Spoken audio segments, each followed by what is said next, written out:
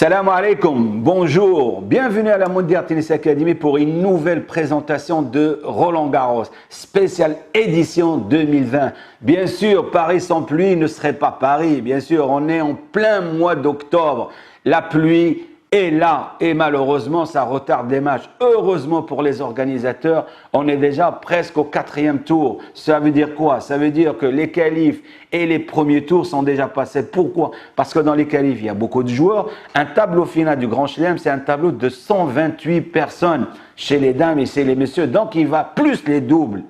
Plus les doubles messieurs, double mix, double dame. Donc il y a beaucoup de matchs. Il fallait les installer et les faire jouer. Heureusement, on est presque à la porte de la 4e journée, donc la tâche est plus ou moins facilitée pour les organisateurs. Bien sûr, la pluie est là, mais le jeu continue.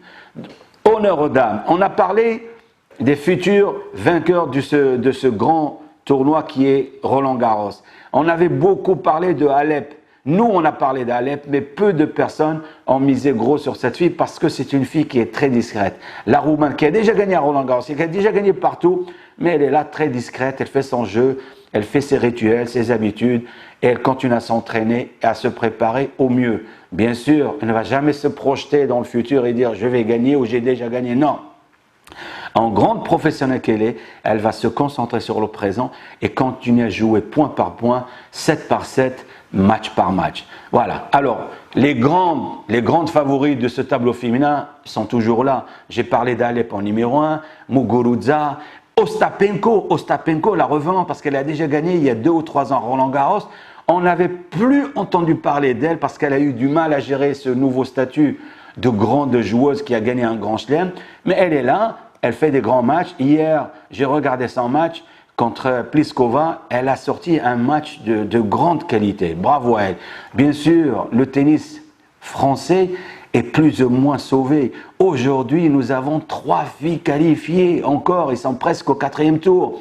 J'ai parlé de Garcia, tout le monde connaît Garcia, mais la relève est assurée avec Burel et Fiona Ferro qui sont toujours là et qui sont en train de montrer que la relève est assurée au niveau du tennis français. Bravo, mesdames, et que le plaisir continue.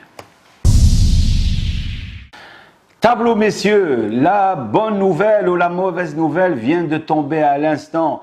La bonne nouvelle, c'est pour le tennis français. Hugo Gaston vient de battre un des grands favoris du tableau, ancien vainqueur de Roland Garros, le Suisse Wawrinka.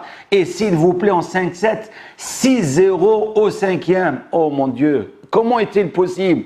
Ce jeune homme, j'ai eu la chance de le croiser en Argentine il y a 2 ans. Il était aux Jeux Olympiques des moins de 18 ans. Il a été médaillé d'or. Et à la fin, tu parlais avec lui, on avait l'impression de parler avec un enfant qui se promenait sans savoir où il était.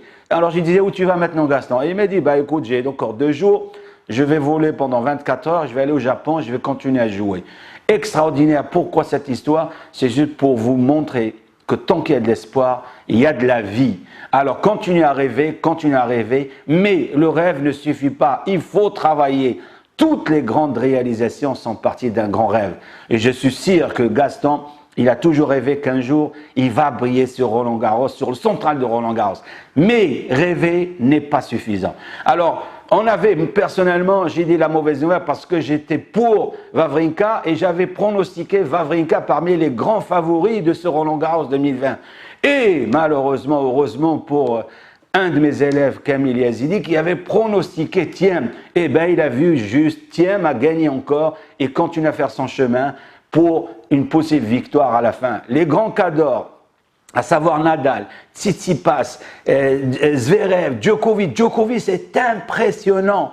Il a trouvé la tactique pour jouer sur terre battue et s'adapter à ce froid et à ce terrain et à cette balle lourde et à ce rebond qui est très très bas. D'où l'utilisation d'une tactique qui va finir par être payante à la fin.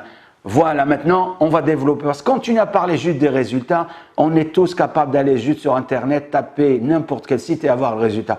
Aujourd'hui, on va vous proposer des idées nouvelles. On va parler d'une notion de tactique qu'on a pu voir sur le terrain pendant les matchs, des dames, des messieurs. Mais maintenant, on va parler d'une notion tactique sur terre battue. Ce n'est qu'une vision parce que tous les entraîneurs, tous les joueurs, féminin ou masculin, ils ont leur propre vision et chacun voit. Personne n'a tort, personne n'a raison. À partir du moment où on respecte la vision de l'autre. À de suite pour la notion tactique. Ok, bienvenue dans la vision tactique. Depuis le début, on a parlé de l'amorti. J'ai vu beaucoup de joueurs et joueuses dans le tableau final utiliser l'amorti. Pourquoi ils utilisent l'amorti? Parce qu'elle a un avantage aujourd'hui par rapport au climat et par rapport à la lenteur du terrain et par rapport au rebond. Tous les joueurs disaient que le rebond de la balle est très très bas. Donc, quand ils font l'amorti, ils sont avantagés. Pourquoi? Parce que quand on fait l'amorti, on aimerait que la balle ne rebondisse pas. Parce que plus le rebond est haut, plus elle est facile à rattraper et à être jouée par l'adversaire. Donc, c'est un avantage. C'est pour cela que les joueurs et joueuses l'ont beaucoup utilisé cette semaine. Maintenant, les conseils. L'amorti se joue toujours depuis l'intérieur du terrain. On ne joue pas l'amorti depuis